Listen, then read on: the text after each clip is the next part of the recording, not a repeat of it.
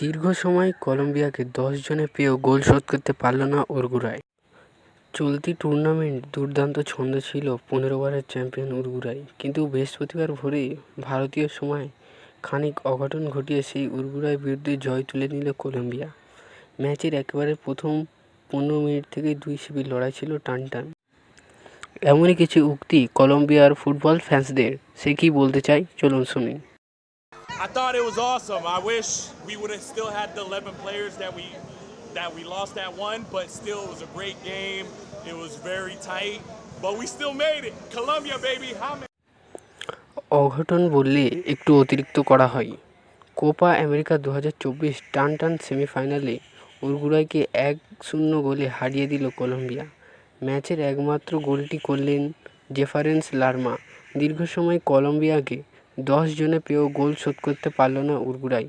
ফাইনালে কলম্বিয়াকে খেলতে হবে ম্যাচের আর্জেন্টিনার বিরুদ্ধে। Because they have Lionel Messi, which is the GOAT, and they have Di Maria. They have really good players, but I feel like Colombia, the way they played today, is going to be a big part.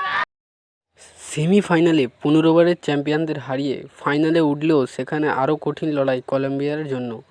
ফাইনালে রদ্রিগেজদের খেলতে হবে আরও এক ১৫ বারের champion আর্জেন্টিনার বিরুদ্ধে।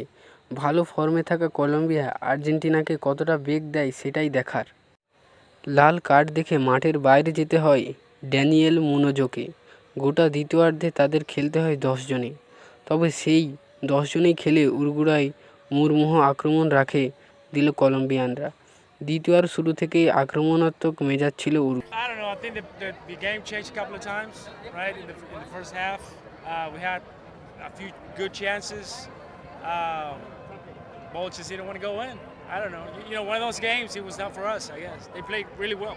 We played better, but unfortunately the ball did not go in. We had our chances, but the ball did not go in at all.